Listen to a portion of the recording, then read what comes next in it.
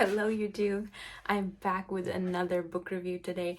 Today's book review is going to be on Clockwork Angel by Cassandra Clare, the first of her Infernal Devices trilogy, and I just finished this book. This was actually my first audiobook, which I am a new fan. I'm a convert. I love it, and I wanted to dress up as like one of the shadow hunters, but I was like, I should do that for my shadow hunters video, which will happen one day.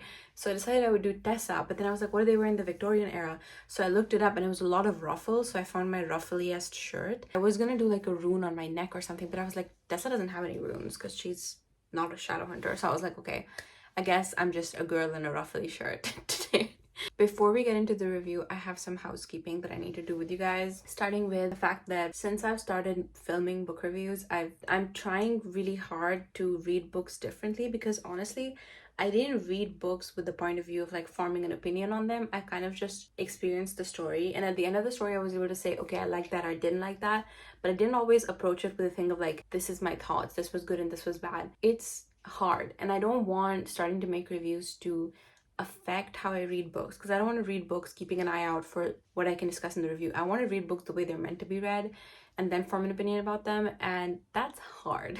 That's definitely a skill I'm working on. So I don't think my reviews are perfect and unbiased yet, because I don't read books to review them. I read them because I enjoy them. My last review did well, so I thought I could make another one, but I want to get that out of the way. So if you have any comments on that, please let me know, because I really need to find that a good balance with that. Let's get into this review. This one's gonna be a bit shorter, I think, than the Fourth Wing one, but I wanted to do it ASAP because I just read this book, so it's still super fresh in my mind, and I don't want to forget any of the things I have to say. I read the Mortal Instruments this year. I want to make a video on them. I'm rewatching the show now and it's so hilariously terrible. If you haven't seen it, please watch the Shadowhunters show on Netflix. After I finished it, I had the typical series hangover and I wanted more time with those characters and in that world that I had gotten so used to. And it was 6 books. It was a long series as well. Infernal Devices is unique because it doesn't have the same characters like Clary, Jace, Isabel, Alec, and Simon, but it takes place in the same world, and the world story is not over yet, even though those characters' story arc is kind of finished up for now. And after the Mortal Instruments, the Infernal Devices was the next published story about the Nephilims, and I was really excited to pick it up, and I was even more excited when I was reading it and I saw that most of the characters had the same last names, even some recurring characters like the immortal ones from the Mortal Instruments. So I was like, wow, I know that guy. Love Magnus Payne. Yeah, so the book already had bonus points for me. That's the whole point of me discussing the review issue before, because I read the Mortal Instruments. After that, reading this, immediately I was happy to read anything, even if it wasn't good, because I like Mortal Instruments. And even if the Mortal Instruments wasn't amazing, I missed being in that world and I was very immersed. So getting to go back into that world already, I'm like, I'm happy. You got me. Now, this is a spoiler warning.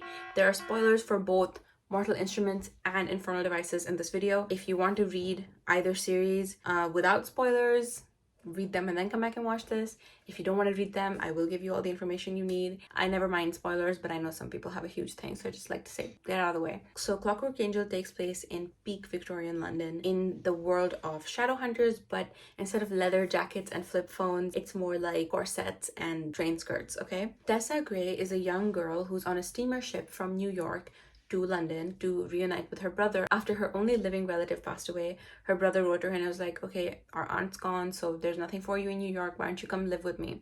So she's going over to see him. She's super excited to be reunited with him. He was working in London. When she reaches, her brother isn't there to collect her, and instead she gets kidnapped. And the kidnappers are kind of warlocks slash demons. We don't know that much about them. And she's basically kept prisoner for 6 weeks. She's in this room.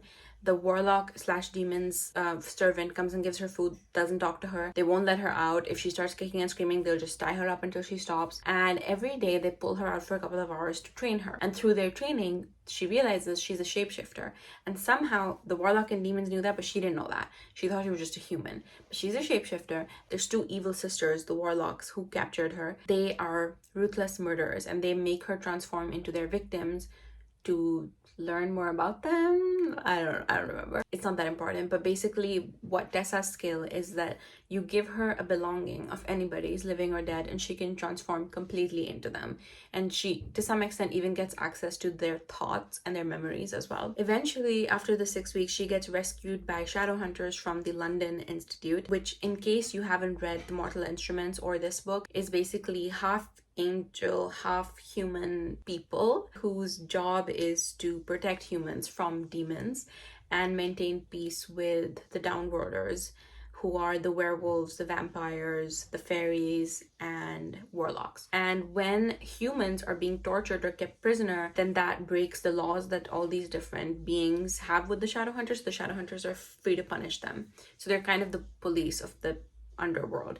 So when they realize that there was someone being kept prisoner there, they go and they rescue Tessa and they bring her back to the Institute. Then everyone at the Institute begins to work together to find her missing brother, because obviously if she was kidnapped, it means that her brother is being held hostage somewhere as well. And this is all being supervised by the head of the Institute, Charlotte, and her husband Henry, and the fellow young Shadowhunters, who are Jem, Jessamine, and Will. Tessa lives among these guys in their little household, and she learns Shadowhunter history. She reads the Codex. She reads about the Shadowhunters. She learns a lot about them, and she learns their ways because she loves reading a lot. So she reads a lot about them, and she kind of learns. And as she's kind of living with them, she becomes close to the people in the household, including their human servants. There's a cook, kind of a weapon/stable guy, and then a lady's maid who helps her like get dressed and stuff. Eventually, the Institute employs her to help them with a sting operation on a clan of rogue vampires who are torturing humans, which breaks the accord, so they need to go catch them and kill them. She transforms herself into Camille, who's a very influential vampire. She goes into a vampire gathering with Will, one of the other Shadowhunters. They're about to go, call for backup, and I don't know what are the military terms. They're about to like catch everyone in the act. The Shadowhunters are waiting outside. She and Will are inside, and then they reveal that their torture victim of the evening is her brother. So immediately she's like, oh my god, that's my brother. And then they carry out the operation. They manage to rescue her brother, and he gets out alive. But obviously he's super sick and injured and stuff, so it takes him a few days to recover. But they save him, and they're all at the Institute together. And Nathaniel, he tells her basically that, oh, I'm just a stupid guy. I lost too many bets against vampires. I got into gambling with them, and then they took my life and my subservience as their payment, and I became their human subjugate. And as all this is happening, Tessa and Will become close, and they share a kiss, but he immediately pushes her away and kind of is really mean to her, and she's like, what the hell? And he closes himself off to her. But then turns out Tessa's brother was lying, and he is a coward, and he's basically betrayed the Institute and all their whereabouts and all their information to his boss, who is this guy called the Magister, who's the real evil guy, not the vampires, but the Magister. The Magister is raising an army of clockwork automaton humans that can take down the entire race of Shadowhunters, because it was a prophecy that Shadowhunters will be wiped out by nothing from heaven and nothing from hell. So downworlders can't do it, and the angels aren't gonna do it. So he's like, well, a clockwork army is neither from heaven nor from hell. It's made so they can take down the Shadowhunters. So he has some vendetta against Shadowhunters. He wants to wipe them all out and rule the British Empire. Then there's a big showdown where two of the Institute's human servants, Thomas and Agatha, are killed, and Tessa is about to be kidnapped by the Magister. But then she has this thing where, like, once she's transformed into somebody, like say I give her my clip, as she transforms into me. Then the next time she's transformed into me, she doesn't need the clip. She can just do it. It's like it gets added to her memory bank, I guess. She transforms into a murder victim from when the sisters were torturing her, and then the Magister thinks that she's dead, so he's like, damn it, and he just leaves her, and then he just goes away. And then that's how she manages to save herself. She's a smart girl. The Magister thinks that she's dead. Will has rejected her again and again, been really mean to her, so she's like, I'm not talking to you. Her brother's gone off with the Magister. Charlotte, the head of the Institute, comes to Tessa and is like, I know you have nowhere else to go, but I want you to stay here and help us. And Tessa agrees. And as the gap between Tessa and Will widens, she becomes close with Will's best friend, Jem, who's just a really nice guy. So they become closer. So that's the plot summary. I think the plot is good. I mean, I did see the twist coming, but not as early in the book as I would have hoped.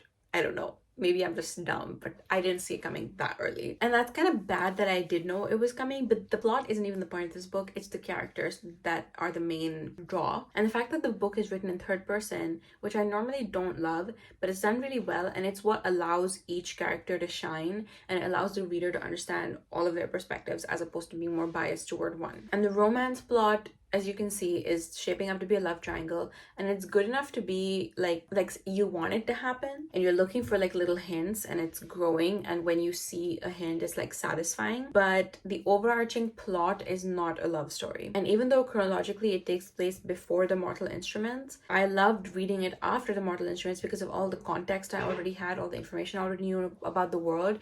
and all the Easter eggs. Pretty much all the characters in this series are ancestors of the characters in the Mortal Instruments, so it's fun to see their similar habits and personality traits and the history kind of behind that character here. Also, seeing the same world, we've seen it from the point of view of a shadow hunter from Clary in the Mortal Instruments, but now seeing it from the point of view of a downworlder kind of exposes a different side of this shadow world and a more compelling perspective, and it helps flesh out another side of Cassandra Clare's fictional world as opposed to the shadow hunter side of things. So instead of spending a lot of time in the shadow hunter side of things, which we know pretty well, it kind of fleshes out the downworlder aspect. So when I was reading reviews of this book, something that got pointed out a lot is that some things are pretty similar between the Mortal Instruments and Clockwork Angel, as in Clarissa Frey is the main character of the Mortal Instruments, and in this book it's Teresa Gray, which, okay, it's a bit of a reach. I mean, I guess she just likes names like that. And similarly, Clary was looking for her mother who was kidnapped, and now Tessa is looking for her brother who was kidnapped, but it's not really similar enough to bother me, and the setting is also so different that it just feels like a different story completely. Also, I saw somewhere that apparently Clary is named after Tessa, which is why it kind of makes sense that their names are similar. I've also seen some people call this book historical fiction, which I assure you it's not. If you want to read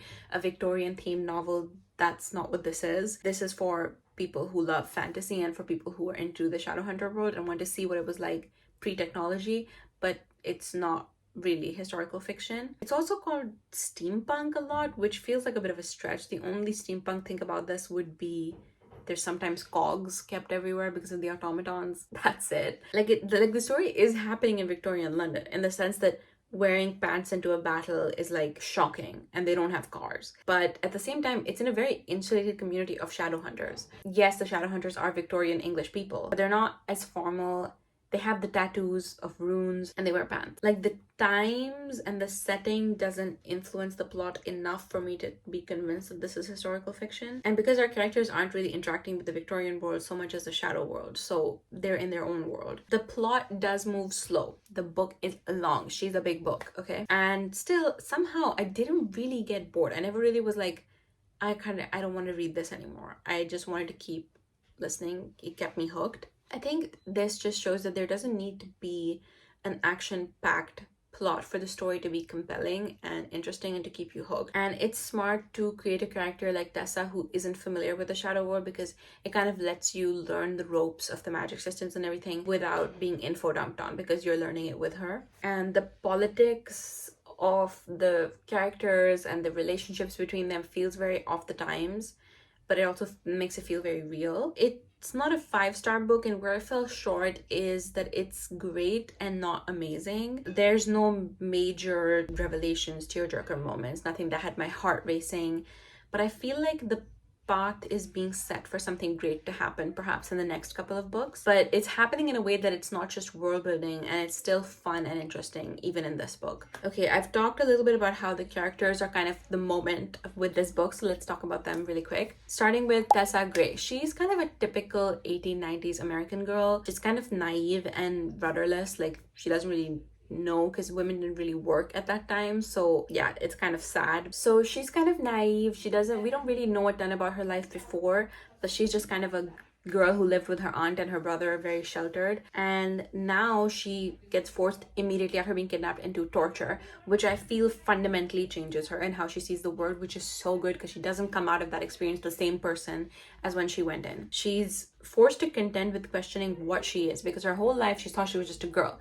Now she's not only learning that all the stories are true, but that she herself is one of them. She's a warlock. So she's forced to contend with what she is and where she belongs and what the rest of her life will look like after her brother kind of abandons her, and with the found family that she has now at the Institute. But she deals with the sheer unknown and unfamiliarity of her life and the rest of her future with this kind of quiet strength. And though she is nice and polite, she doesn't play the trope of like rebellious girl, I want to wear pants even though I'm in Victorian London. She's very self-reflective and observant in a way that makes her interesting, as opposed to just being a passive, boring character. She sticks up for herself and expresses her opinion, and she even judges situations and people early and later changes her mind and kind of regrets how she perceived them as she learns more. And she starts off as a human girl who's probably going to get married to somebody and be a wife, and she ends up as a warlock with mysterious gifts and powers who has found her place in the world. She's kind of investigating her past as she tries to protect and figure out what her future will look like. Will Herondale is one of the shadow hunters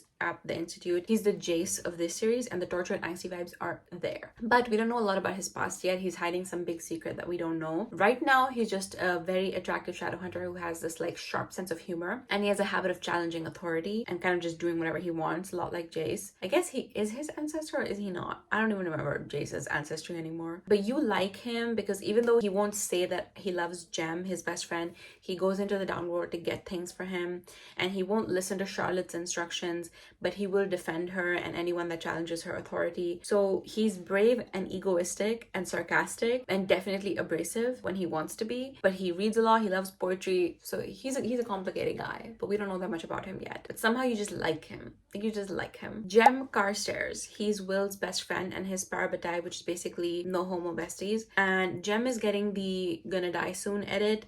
He was tortured by a demon as a child, and the demon used this drug on him, which is basically left him addicted to this drug. If he doesn't take this drug, he goes into intense withdrawal, being racked with pain.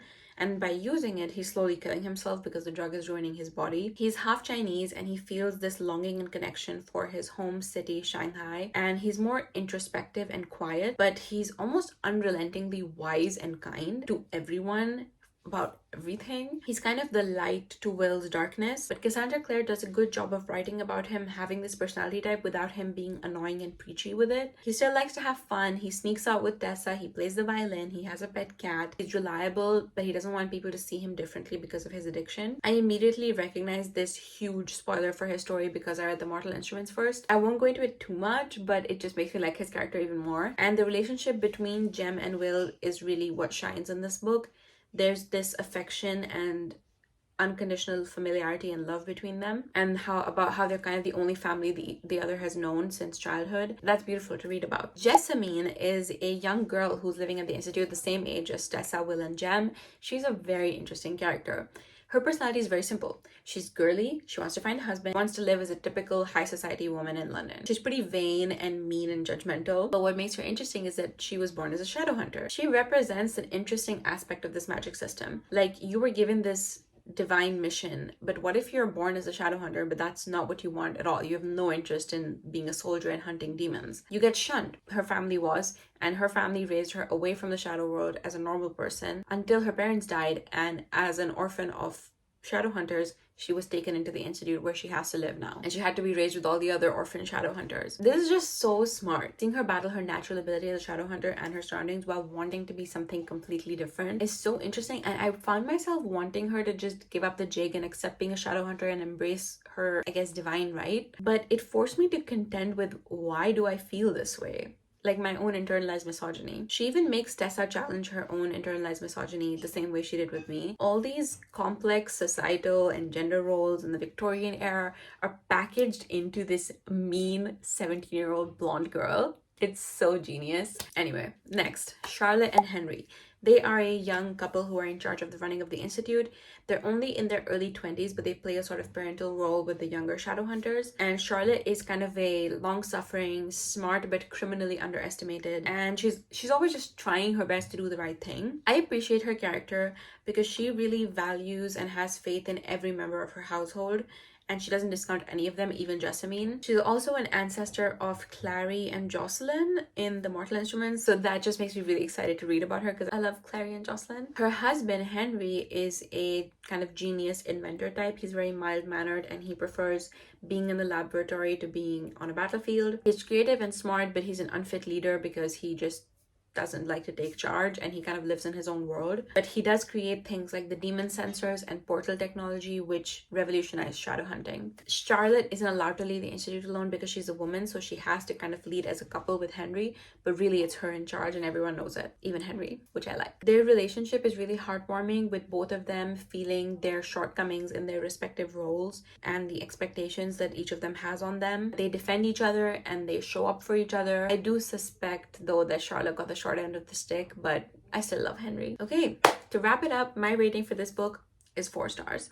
It's a compelling world, it's well paced, and it's interesting with unique characters that keep you hooked and you keep wanting to read what they'll say or do next. With that being said though, what drives the story for me is the world and the history with Mortal Instruments. I'm biased because I read that first, which I do recommend. I think that you should read that first and then this one. I know some people say that you should read it in the historically correct order, but I don't think the Easter eggs are as fun when you haven't read the Mortal Instruments. It fleshes out the existing world and magic system in a new way, in a new era, in a very smart way. So I would recommend this book to anyone, honestly, even if you're not super into fantasy, just in case you might like it. You might just like it. So yeah, that's my review.